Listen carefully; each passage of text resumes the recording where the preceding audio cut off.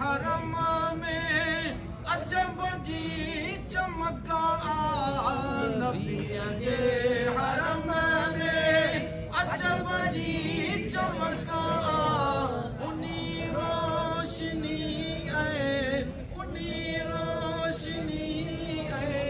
चमन जा दीवाना अल्लाह चमन जा दीवाना असीं मुस्तफा जे वतन जा दीवाना हा असीं मुस्तफा जे वतन जा दीवाना उते मौत ईंदो मुसाफिर त समझी उते मौत ईंदो मुसाफिर त समझी ॾींदा पाक कपिड़ो अला ॾींदा पाक कपिड़ो उन कफन जा दीवाना हा कफन जा दीवाना असीं मुस्तफा जे वतन जा दीवाना हा असीं मुस्तफा जे वतन जा सिकूं था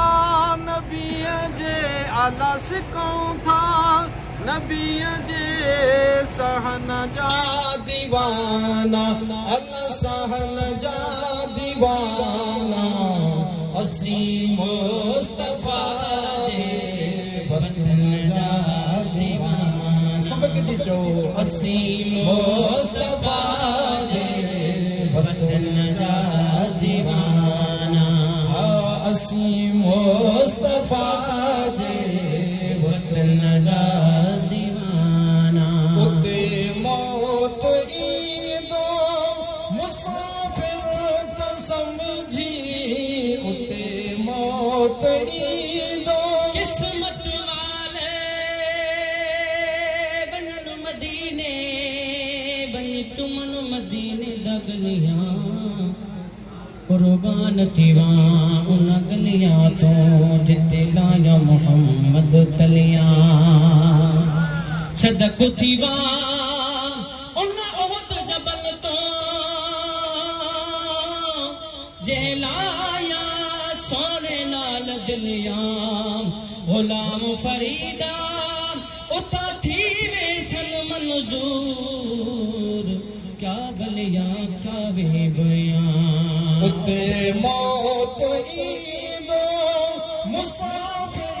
त समझी उते मौत ईंदो मुसाफिर त समझी ॾींदा पाक कपिड़ो अल्लाह ॾींदा पाक कपिड़ो उन कफन जा दीवाना हा कफन जा दीवाना असीं मुस्तफा जे वतन जा दीवाना असीं मुस्तफा जे वतन जा दीवाना जिते मुंहिंजे साईं कदम पाक पाता जिते मुंहिंजे साईं कदम पाक पाता मुअत्तर गलियूं घर भितिन जा दीवाना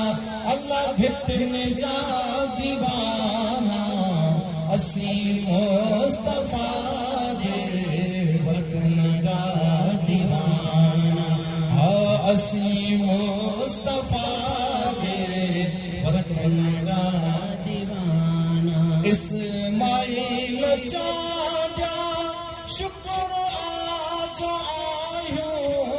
इस्माइल चांदा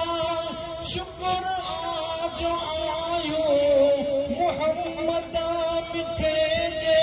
अल्लाह मुहम्मद मिठे जे बच्चन जा दीवाना अल्लाह बच्चन जा दीवाना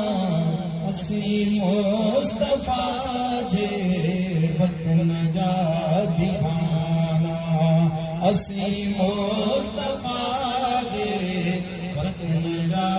दीवाना सिकों था नबी जे सिकों था नबी जे सहन जा दीवाना अल्लाह सहन जा दीवाना असी मुस्तफा जे वतन जा दीवाना।